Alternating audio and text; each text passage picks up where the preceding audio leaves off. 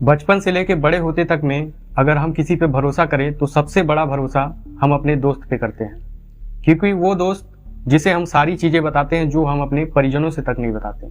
हम अपने माँ बाप से वो चीज़ें नहीं शेयर करते जो चीज़ें हम अपने दोस्त से बताते हैं। लेकिन दोस्त ऐसा कि जो दोस्ती के काम आए। लेकिन इस कहानी में एक दोस्त ऐसा होता है जो अपनी ही दोस्ती को दगा देकर और उसके माँ के साथ कृत्य करता है।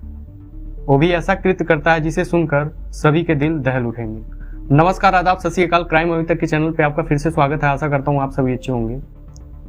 दोस्तों, आज की जो सच्ची घटना मैं आप लोगों को सुनाने जा रहा हूँ, यह सच्ची घटना है मध्य प्रदेश के जिला ग्वालियर की और यहीं का एक थाना पड़ता है बहोड़ापुर। दरअसल इसी बहोड़ापुर के अंतर्गत एक घर, जिस घर में पति पत्नी और उसका एक बेटा रहता है। बेटे का नाम राजू रहता है। राजू आए दिन अपने घर से निकलता है और खेलने कूदने के लिए वह बाहर जाता है। इसी तरह हर रोज वो खेलने के लिए बाहर जाता है, जैसे क्रिकेट हो गया। तभी उसकी दोस्ती एक व्यक्ति से होती है जिसका नाम रहता है सुहेल। सुहेल से उसकी दोस्ती इतनी गहरी हो जाती है कि वह उसके बगैर रह नहीं पाता। मैं बात कर रहा हूँ सन 2020 की। 2020 से उसकी दोस्ती बहुत गहरी हो जाती है। हर दिन उसके साथ वह रहना पसंद करता है और उसका दोस्त सुहेल जो है उससे बहुत ज़्यादा गहरी मित्रता निभाने लगता है। आए दिन यह सुहेल उसके घर में जाता है और उसके घर में जाकर उसके साथ रहता है और कभी कभार उसी के घर में खाना भी खा लेता है। इस सुहेल को राजू के घर वाले ऐसा मानते हैं जैसे मानो वह उन्हीं का बेटा हो। राजू और सुहेल दोनों एक साथ ऐसे रहते हैं जैसे दोनों एक सगे भाई हो। हर दिन की तरह सुहेल आता जाता है, लेकिन एक दिन सुहेल जब राजू के घर पे जाता है तो उस समय राजू घर पे नहीं रहता है और ना ही उसके पिताजी घर पे रहते हैं। तभी वो जाता है टीवी खोलकर और उसके घर में बड़े बेड पे बैठकर देखने लगता है। इतने में वह उसकी माँ को नहाते हुए बाथरूम से बेडरूम की तरफ जाते देखता है तो वो दंग रह जाता है। वो जब देखता है तो वो पूरी तरह कपड़ों में नहीं रहती है जिस तरह रहना चाहिए। इसे देखकर उसकी नीयत थोड़ा खराब हो जाती है।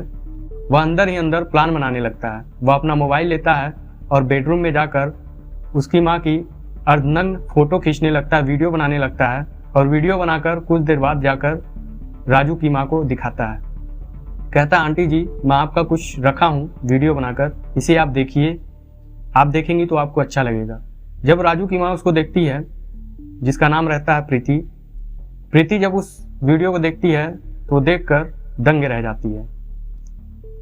यकीनन उसके पैरों तले जमीन खिसक जाती है। उसकी सांसें फूलने लगती है। कहती है, बेटा सुहेल, तुमने ऐसा काम क्यों किया? तुम्हें ऐसा काम करते हुए शर्म नहीं लगी? मैं तो तुम्हारी माँ के समान हूँ, फिर तुमने ऐसा काम क्यों किया? सुहेल बोलता है, आंटी, मेरी नज़र आपके ऊपर बहुत दिन से थी। मैं आपसे बहुत प्यार करता हूँ। आए दिन जब मैं आपके घर में आता था तो मेरी नीयत आपके ऊपर खराब होने लगी थी, जिसको देखकर मैं इसी टाइम का इंतजार किया करता था।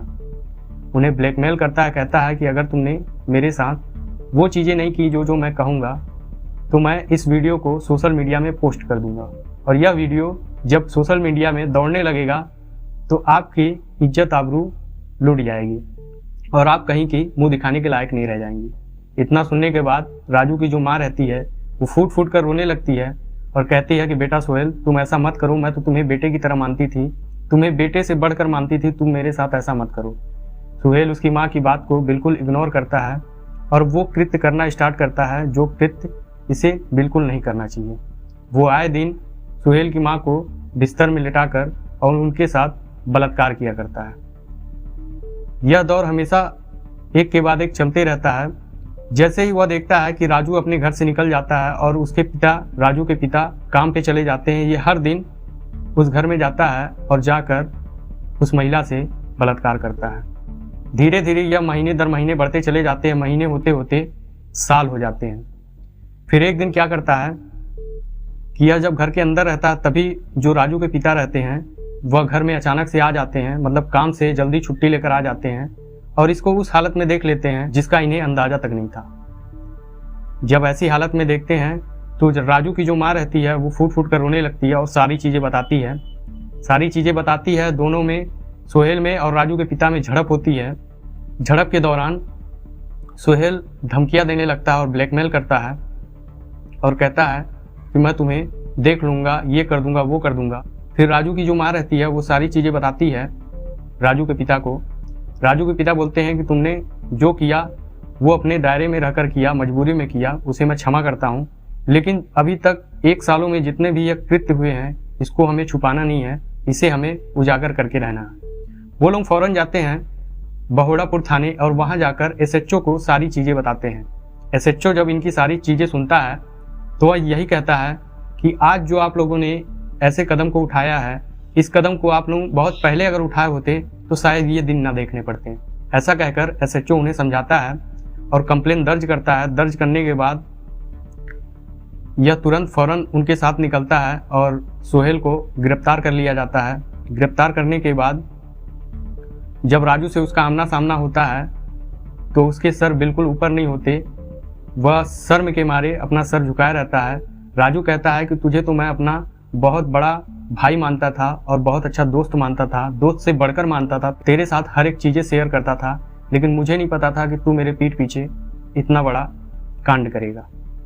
राजू एसएचओ से कहता है कि सर इसे इतनी बड़ी सजा दीजिए जिसको यह बर्दाश्त न कर पाए और इसे देखकर समाज में फैल रहे इसके जैसे नियतखोर लोगों को एक सूझ मिले। हालांकि पुलिस वाले सोहेल खान को गिरफ्तार करके चार्जशीट लगाकर कई धाराएं लगाकर इसे जेल के सलाखों में डाल दिए, लेकिन मैं कहना चाहता हूं दोस्ती वहीं तक जायज रहे जहां तक दोस्ती सही है।